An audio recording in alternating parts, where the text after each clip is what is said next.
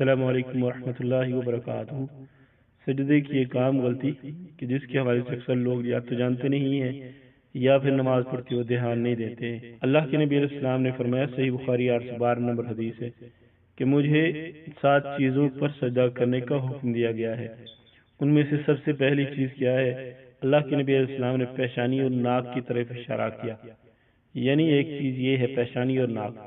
اور آپ اکثر لوگوں کو دیکھیں گے کہ بہت سارے لوگ ایسے ہوتے ہیں جو یا تو جلدی میں یا پھر کم علمی میں وہ صرف اپنی پیشانی کو زمین پہ ٹکاتے ہیں لیکن اپنی ناک کو اٹھا کے رکھتے ہیں۔ تو یہ اللہ کے نبی علیہ السلام کو جو حکم دیا گیا ہے اس کی خلاف ورزی ہے۔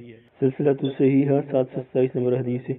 سیدنا ابو ہریرہ اس کے راوی ہیں، بیان فرماتے ہیں اللہ کے نبی علیہ السلام نے فرمایا، ایک آدمی 60 سال تک نماز پڑھتا رہتا ہے لیکن اس کی نماز قبول نہیں ہوتی ہے۔